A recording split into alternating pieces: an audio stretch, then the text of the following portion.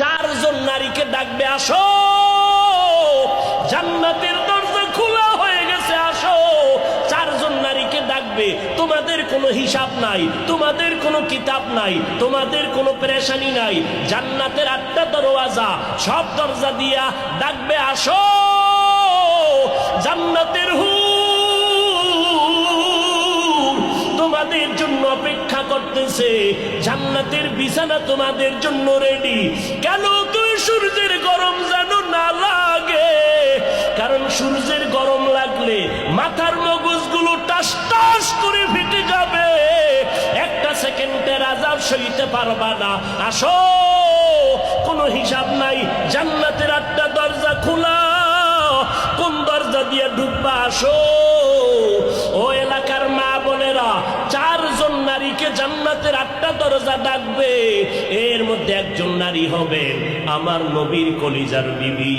2 জন স্বামী বিদায়ের পরে বিধবা 40 বছরের নারী খাদিজা রাদিয়াল্লাহু তাআলা আনহা। ওই খাদিজা ডাক দিয়া কয়, ও নবী, আপনার হাতের কালেমার মুসলমান আমি একজন হয়ে গেলাম।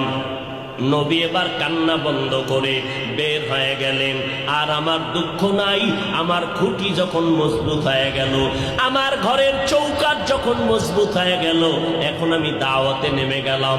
মায়ার নবী দৌড়াইয়া মানুষের দ্বারে দ্বারে গিয়া গোপনে গোপনে দাওয়াত দেয়।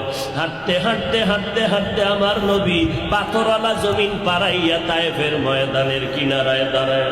কয়, তোরা আমারে চিননি, আমি মক্কার মুহাম্মদ, আমি এক আল্লাহর দাওয়াত দিয়েছি, গ্রহণ করো।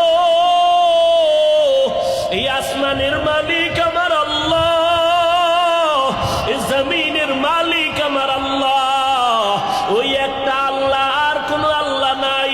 ওই আসমানের মালিকের পক্ষ থেকে আসছি, কবুল করে নাও। তায়েফের বেঈমানেরা কয়, এটা তো সেই মুহাম্মদ মক্কার পাগল। বাচ্চাদের ডেকে বলে, পাথর মেরে মেরে মুহাম্মদের তাড়াইয়া দাও।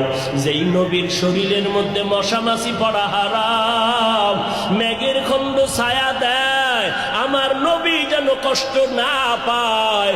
ওই শরীরের মধ্যে কাফেরের গোলামেরা এমন বৃষ্টির মতো পাথর মারতেছে, পাথর পরে পরে নবীর শরীর থেকে রক্ত প্রবাহিত হইয়া জুতা আটকাইয়া গেল।